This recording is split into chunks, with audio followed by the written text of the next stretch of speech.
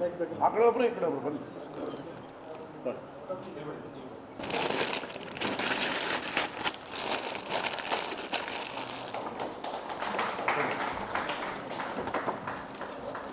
ಎಲ್ಲ ಸೋಷಿಯಲ್ ಮೀಡಿಯಾದಲ್ಲಿ ಶೇರ್ ಮಾಡ್ತೀವಿ.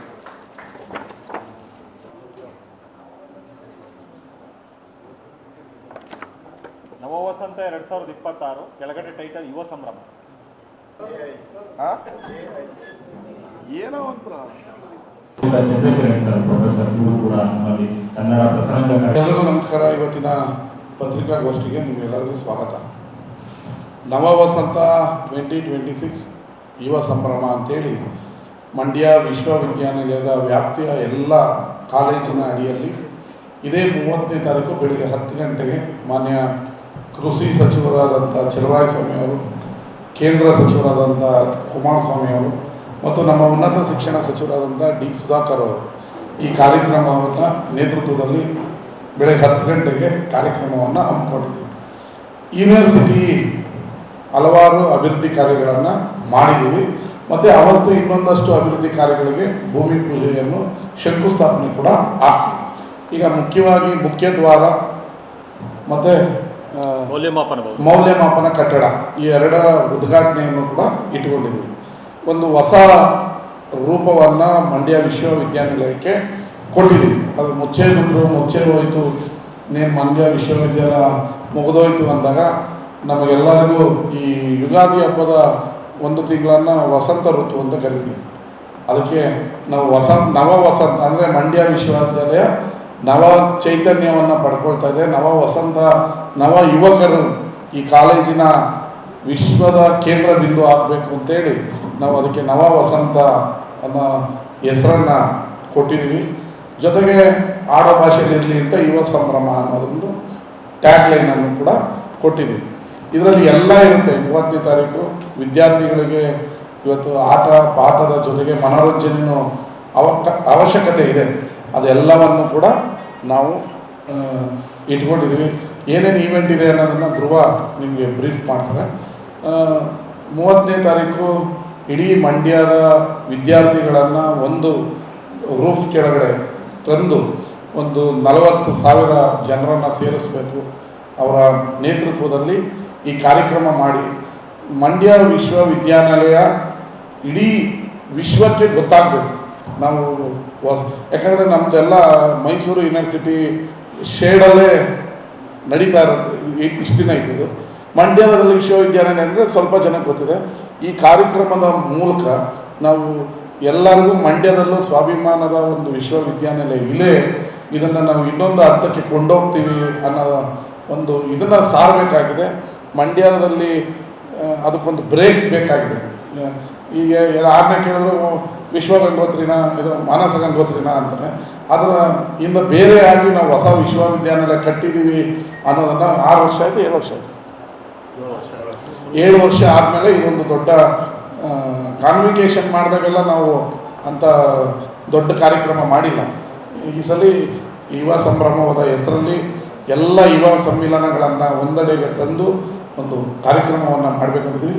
ಈಗ ಈವೆಂಟ್ ಜವಾಬ್ದಾರಿ ಕೊಟ್ಟಿರುವಂಥ ಧ್ರುವ ಸ್ಕೈ ಬ್ಲೂ ಅವರು ಇದ್ರ ಬಗ್ಗೆ ಮಾಹಿತಿ ಕೊಡ್ತಾರೆ. ಅವತ್ತು ಏನೇನು ಕಾರ್ಯಕ್ರಮ ಇಲ್ಲಿ ಬನ್ನಿ, ಆಮೇಲೆ ನಾನು ನೀವು ಮುಂದುವರಿಸ್ತೀನಿ. ನಾನೇ ಹೇಳ್ತೀನಿ. ನಾನು ಈಗ ಬೇರೆಯವ್ರಿಗೆ ಚಾನ್ಸ್ ಕೊಡೋಣ ಅಂತ.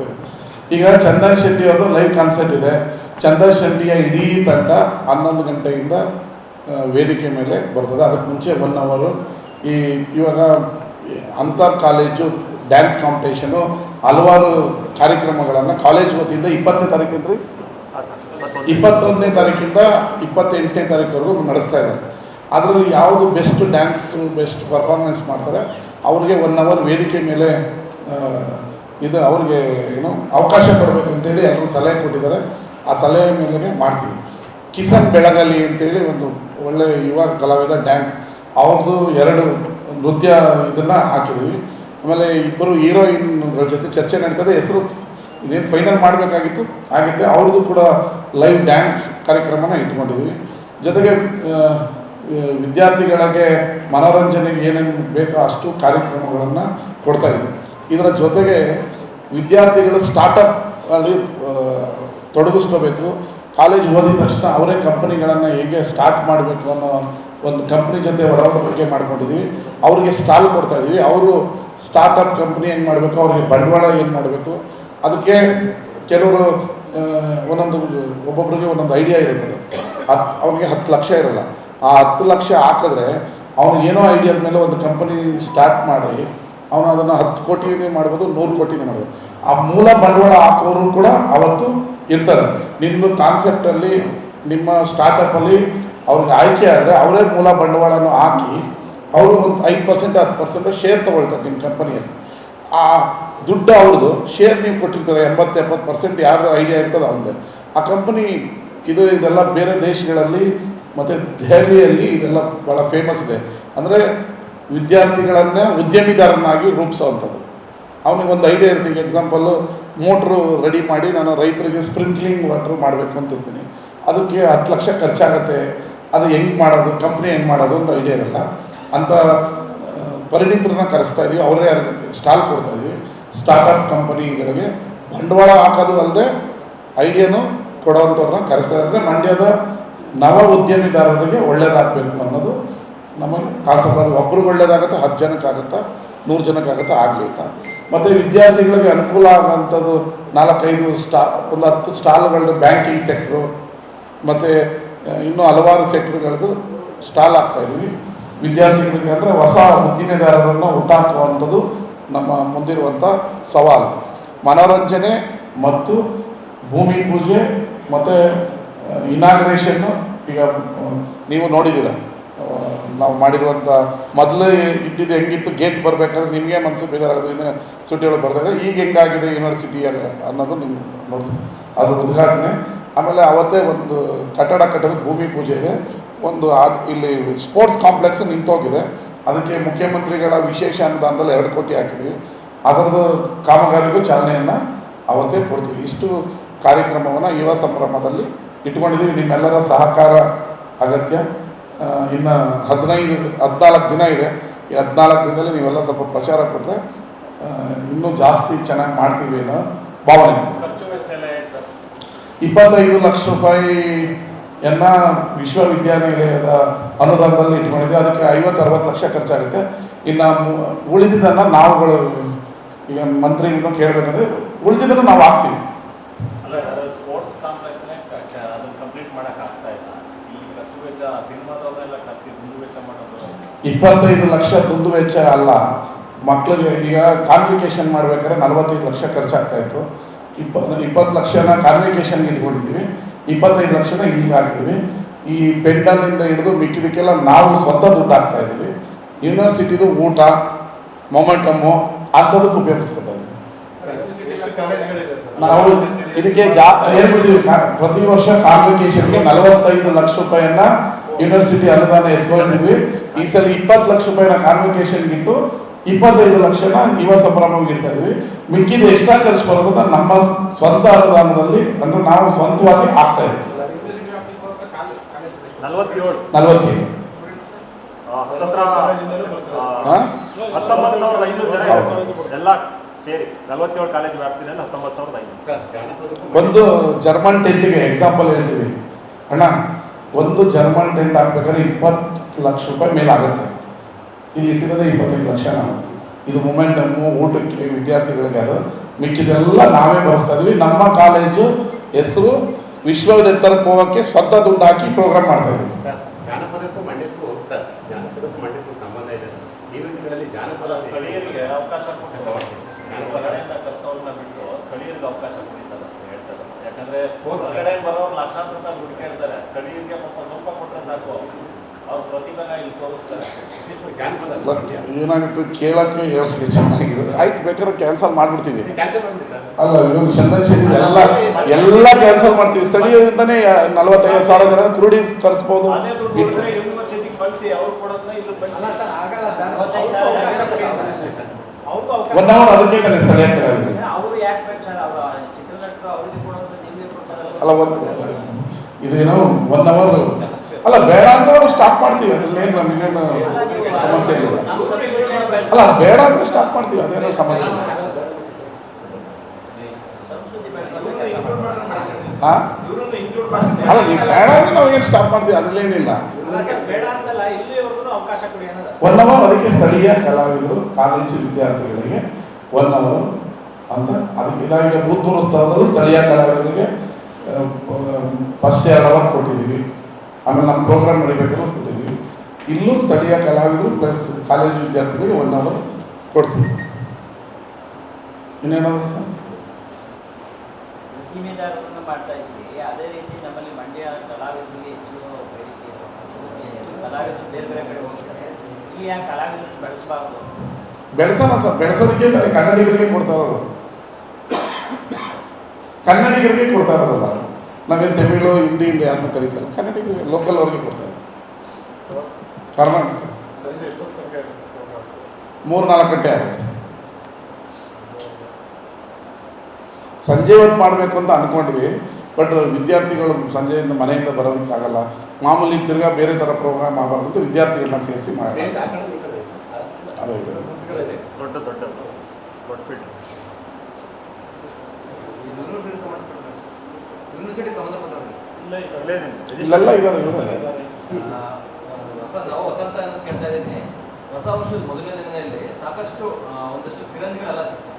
ಅದ್ರ ಬಗ್ಗೆ ಏನು ಆಕ್ಷನ್ ಆಗಿದೆ ಸರ್? ಇದು ನಾನು ಇನ್ನೂ ಕೂಡ ಇಲ್ಲಿ ಬಂದು ರಿಪೋರ್ಟ್ ಮಾಡ್ಕೊಂಡಿದ್ದೀನಿ. ಆ ಸಂದರ್ಭದಲ್ಲಿ ಇದು ಹಿಂಗೆ ಅಂತ ನನಗೆ ಗೊತ್ತಾಗಿ ಮೊದಲು ದಿನ ನಾನೇನು ಮಾಡಿದೆ ಅಂತಂದರೆ ಅಲ್ಲಿ ಫಸ್ಟು ಒಬ್ಬರನ್ನ ಸೆಕ್ಯೂರಿಟಿ ಗಾರ್ಡನ್ನ ಅಪಾಯಿಂಟ್ ಮಾಡಿದ್ದೆ.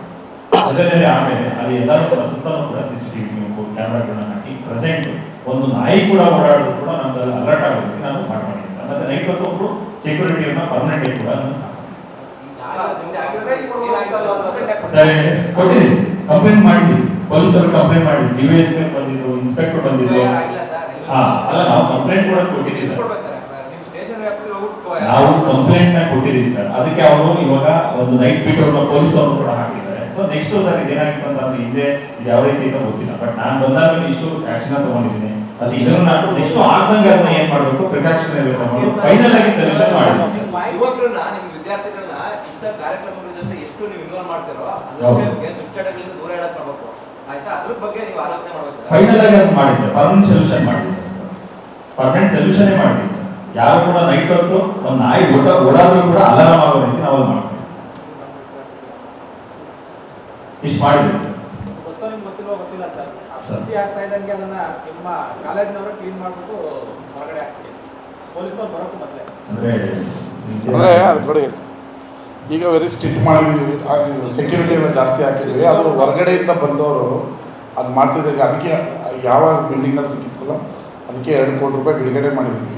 ಬರೋವಾರದಿಂದನೇ ಕೆಲಸ ಸ್ಟಾರ್ಟ್ ಆಗುತ್ತೆ. ಆವಾಗ ಆ ಥರದಕ್ಕೆಲ್ಲ ಚಟುವಟಿಕೆಗಳಿಗೆ ಕಡಿವಾಣ ಹಾಕಬೇಕು, ಪೊಲೀಸ್ ಬಿಟ್ ಜಾಸ್ತಿ ಮಾಡಬೇಕು ಅಂತ ಕಟ್ಟುನಿಟ್ಟಿನ ಕ್ರಮ ಕೈಗೊಂಡಿದ್ದೀವಿ.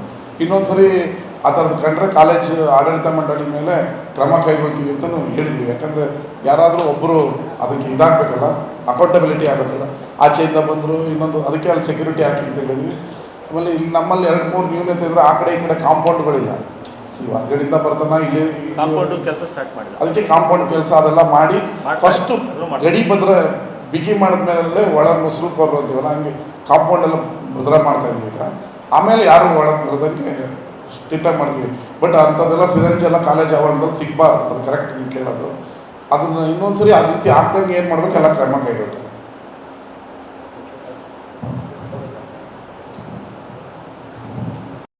ಹೊಸ ವರ್ಷದ ಮೊದಲನೇ ದಿನದಲ್ಲಿ ಸಾಕಷ್ಟು ಒಂದಷ್ಟು ಸಿರಂಜಿಗಳೆಲ್ಲ ಸಿಗ್ತವೆ. ಅದ್ರ ಬಗ್ಗೆ ಏನು ಆಕ್ಷನ್ ಆಗಿದೆ ಸರ್? ಇದು ನಾನು ಇನ್ನೂ ಕೂಡ ಇಲ್ಲಿ ಬಂದು ರಿಪೋರ್ಟ್ ಮಾಡ್ಕೊಂಡಿದ್ದೀನಿ. ಆ ಸಂದರ್ಭದಲ್ಲಿ ಇದು ಹಿಂಗೆ ಅಂತ ನನಗೆ ಗೊತ್ತಾಗಿ ಮೊದಲು ದಿನ ನಾನೇನು ಮಾಡಿದೆ ಅಂತಂದರೆ ಅಲ್ಲಿ ಫಸ್ಟು ಒಬ್ಬರನ್ನ ಸೆಕ್ಯೂರಿಟಿ ಗಾರ್ಡನ್ನ ಅಪಾಯಿಂಟ್ ಮಾಡಿದ್ದೆ. ಅದರಲ್ಲಿ ಆಮೇಲೆ ಅಲ್ಲಿ ಎಲ್ಲರೂ ಕೂಡ ಸುತ್ತಲೂ ಕೂಡ CCTV ಕ್ಯಾಮ್ರಾಗಳನ್ನ ಹಾಕಿ ಪ್ರೆಸೆಂಟ್ ಒಂದು ನಾಯಿ ಕೂಡ ಓಡಾಡೋದು ಕೂಡ ನಮ್ಮಲ್ಲಿ ಅಲರ್ಟ್ ಆಗೋದಕ್ಕೆ ನಾನು ಮಾಡಿದ್ದೀನಿ ಸರ್. ಮತ್ತು ನೈಟ್ ಹೊತ್ತು ಒಬ್ಬರು ಸೆಕ್ಯೂರಿಟಿಯನ್ನ ಪರ್ಮನೆಂಟ್ ಕೂಡ ಸರಿ ಕೊಟ್ಟಿದ್ದೀನಿ. ಕಂಪ್ಲೇಂಟ್ ಮಾಡಿ, ಪೊಲೀಸರು ಕಂಪ್ಲೇಂಟ್ ಮಾಡಿ, DVSP ಬಂದಿದ್ರು, ಇನ್ಸ್ಪೆಕ್ಟರ್ ಬಂದಿದ್ರು. ಅಲ್ಲ ನಾವು ಕಂಪ್ಲೇಂಟ್ ಕೂಡ ಕೊಟ್ಟಿದ್ದೀವಿ ಸರ್. ನಾವು ಕಂಪ್ಲೇಂಟ್ ನ ಕೊಟ್ಟಿದ್ದೀವಿ ಸರ್. ಅದಕ್ಕೆ ಅವರು ಇವಾಗ ಒಂದು ನೈಟ್ ಬಿಟ್ ಅವ್ರನ್ನ ಪೊಲೀಸರು ಕೂಡ ಹಾಕಿದ್ದಾರೆ. ಸೊ ನೆಕ್ಸ್ಟ್ ಸರ್ ಇದೇನಾಗಿತ್ತು ಅಂತಂದ್ರೆ ಹಿಂದೆ ಇದು ಯಾವ ರೀತಿ ಅಂತ ಗೊತ್ತಿಲ್ಲ, ಬಟ್ ನಾನು ಬಂದಾಗ ಇಷ್ಟು ಆಕ್ಷನ್ ತಗೊಂಡಿದ್ದೀನಿ. ಅದು ಇದನ್ನ ನೆಕ್ಸ್ಟ್ ಆಗ್ದಂಗೆ ಅದನ್ನ ಏನ್ ಮಾಡಬೇಕು, ಪ್ರಿಕಾಷನರಿ ತಗೊಂಡು ಫೈನಲ್ ಆಗಿ ಸೆಲೆಕ್ಷನ್ ಮಾಡಿ. ಯುವಕರನ್ನ ನಿಮ್ಮ ವಿದ್ಯಾರ್ಥಿಗಳನ್ನ ಇಂಥ ಕಾರ್ಯಕ್ರಮಗಳ ಜೊತೆ ಎಷ್ಟು ನೀವು ಇನ್ವಾಲ್ವ್ ಮಾಡ್ತೀರೋ ಅದಕ್ಕೆ ದುಶ್ಚಟಗಳಿಂದ ದೂರ ಇಡಕ್ ಆಯ್ತಾ, ಅದ್ರ ಬಗ್ಗೆ ನೀವು ಆಲೋಚನೆ ಮಾಡ್ಬೇಕು. ಫೈನಲ್ ಆಗಿ ಅದು ಮಾಡಿದ್ದೆ, ಪರ್ಮನೆಂಟ್ ಸೊಲ್ಯೂಷನ್ ಮಾಡಿದ್ದೆ. ಪರ್ಮನೆಂಟ್ ಸೊಲ್ಯೂಷನ್ ಮಾಡಿದ್ದೆ. ಯಾರು ಕೂಡ ನೈಟ್ ಹೊತ್ತು ಒಂದು ನಾಯಿ ಓಡಾದ್ರೂ ಕೂಡ ಅಲಾರಾಮ್ ಆಗೋ ರೀತಿ ನಾವು ಮಾಡ್ತೀವಿ. ಇಷ್ಟು ಮಾಡಿದ್ವಿ ಸರ್. ಗೊತ್ತೋ ನಿಮ್ಗೆ ಗೊತ್ತಿಲ್ವೋ ಗೊತ್ತಿಲ್ಲ ಸರ್. ಸುದ್ದಿ ಆಗ್ತಾ ಇದ್ದಂಗೆ ಅದನ್ನ ನಿಮ್ಮ ಕಾಲೇಜಿನವರು ಕ್ಲೀನ್ ಮಾಡ್ಬಿಟ್ಟು ಹೊರಗಡೆ ಹಾಕ್ತೀವಿ. ಪೊಲೀಸ್ನವ್ರು ಬರೋಕ್ಕೂ ಮೊದಲೇ ಅಂದರೆ ಅದು ಕೊಡಿ. ಈಗ ವೆರಿ ಸ್ಟ್ರಿಕ್ಟ್ ಮಾಡಿದ್ದೀವಿ, ಸೆಕ್ಯೂರಿಟಿ ಎಲ್ಲ ಜಾಸ್ತಿ ಹಾಕಿದ್ವಿ. ಅದು ಹೊರಗಡೆಯಿಂದ ಬಂದವರು ಅದು ಮಾಡ್ತಿದ್ದಾಗ ಅದಕ್ಕೆ ಯಾವಾಗ ಬಿಲ್ಡಿಂಗಲ್ಲಿ ಸಿಕ್ಕಿತ್ತಲ್ಲ ಅದಕ್ಕೆ 2 ಕೋಟಿ ರೂಪಾಯಿ ಬಿಡುಗಡೆ ಮಾಡಿದ್ದೀವಿ. ಬರೋವಾಗಿಂದನೇ ಕೆಲಸ ಸ್ಟಾರ್ಟ್ ಆಗುತ್ತೆ. ಆವಾಗ ಆ ಥರದಕ್ಕೆಲ್ಲ ಚಟುವಟಿಕೆಗಳಿಗೆ ಕಡಿವಾಣ ಹಾಕಬೇಕು, ಪೊಲೀಸ್ ಬಿಟ್ ಜಾಸ್ತಿ ಮಾಡಬೇಕು ಅಂತ ಕಟ್ಟುನಿಟ್ಟಿನ ಕ್ರಮ ಕೈಗೊಂಡಿದ್ದೀವಿ. ಇನ್ನೊಂದು ಸರಿ ಆ ಥರದ್ದು ಕಂಡ್ರೆ ಕಾಲೇಜ್ ಆಡಳಿತ ಮಂಡಳಿ ಮೇಲೆ ಕ್ರಮ ಕೈಗೊಳ್ತೀವಿ ಅಂತಲೂ ಹೇಳಿದ್ವಿ. ಯಾಕಂದರೆ ಯಾರಾದರೂ ಒಬ್ಬರು ಅದಕ್ಕೆ ಇದಾಗಬೇಕಲ್ಲ, ಅಕೌಂಟಬಿಲಿಟಿ ಆಗಬೇಕಲ್ಲ. ಆಚೆಯಿಂದ ಬಂದರು ಇನ್ನೊಂದು ಅದಕ್ಕೆ ಅಲ್ಲಿ ಸೆಕ್ಯೂರಿಟಿ ಹಾಕಿ ಅಂತ ಹೇಳಿದ್ವಿ. ಆಮೇಲೆ ಇಲ್ಲಿ ನಮ್ಮಲ್ಲಿ 2-3 ನ್ಯೂನತೆ ಅಂದರೆ ಆ ಕಡೆ ಈ ಕಡೆ ಕಾಂಪೌಂಡ್ಗಳಿಲ್ಲ. ಹೊರಗಡೆಯಿಂದ ಬರ್ತಾನ ಇಲ್ಲಿ ಕಾಂಪೌಂಡು ಕೆಲಸ ಸ್ಟಾರ್ಟ್ ಮಾಡಿಲ್ಲ. ಅದಕ್ಕೆ ಕಾಂಪೌಂಡ್ ಕೆಲಸ ಅದೆಲ್ಲ ಮಾಡಿ ಫಸ್ಟು ಗಡಿ ಭದ್ರ ಬಿಗಿ ಮಾಡಿದ್ಮೇಲೆ ಒಳಗೆ ಮುಸುರು ಕೊರ್ರು ಅಂತೀವಲ್ಲ, ಹಂಗೆ ಕಾಂಪೌಂಡ್ ಎಲ್ಲ ಭದ್ರ ಮಾಡ್ತಾಯಿದ್ದೀವಿ ಈಗ. ಆಮೇಲೆ ಯಾರು ಒಳಗೆ ಬರೋದಕ್ಕೆ ಸ್ಟ್ರಿಕ್ಟಾಗಿ ಮಾಡ್ತೀವಿ. ಬಟ್ ಅಂಥದ್ದೆಲ್ಲ ಸಿರಂಜ್ ಎಲ್ಲ ಕಾಲೇಜ್ ಆವರಣದಲ್ಲಿ ಸಿಗಬಾರ್ದು, ಅದು ಕರೆಕ್ಟ್ ನೀವು ಕೇಳೋದು. ಅದನ್ನು ಇನ್ನೊಂದು ಸರಿ ಆ ರೀತಿ ಆಗ್ದಂಗೆ ಏನು ಮಾಡಬೇಕು ಎಲ್ಲ ಕ್ರಮ ಕೈಗೊಳ್ತಾರೆ.